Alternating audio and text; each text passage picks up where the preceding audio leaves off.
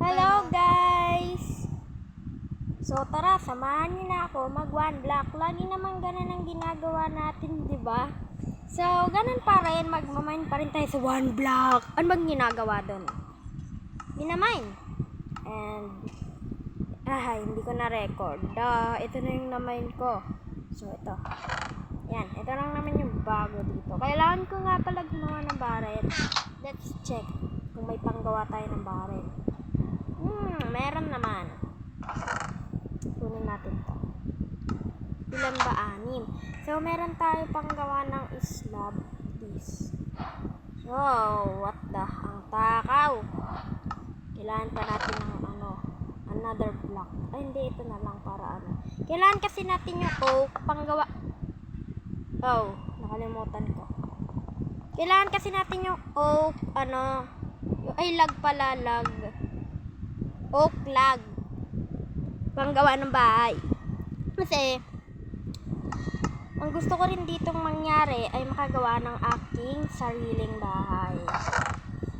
Masaya kaya ang feeling ng may sarili ka ng bahay. At saka, magagawa na rin pala ako ng chest. Para medyo malinis na rin tong aking storage dito. Hindi na masyadong makalat. Magkahiwalay na yung blocks sa iba pang gamit. Para hindi makasyunga-syunga tignan.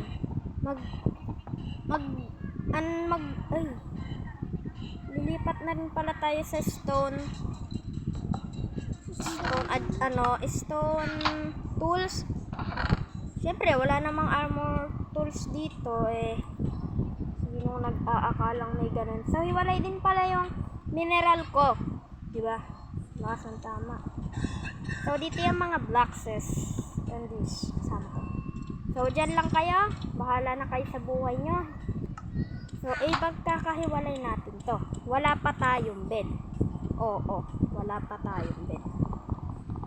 Ay, okay na nga yan. Hindi, mali talaga So, kailangan ko na ng ship.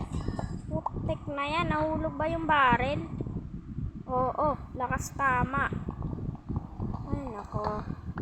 Lahat naman ang gamit dito, limited lang. Mahirap talaga. Tuwa na lang tayo ulit. Diba? Ang gastos. Napakagastos natin. Pero ganun pa rin naman yung pagka-place Kasi wala namang choice. Kung dito, mahulog yung mga gamit ko. So, extend natin ito dito banda. Para safe, mahuhulog na naman yung mga gamit.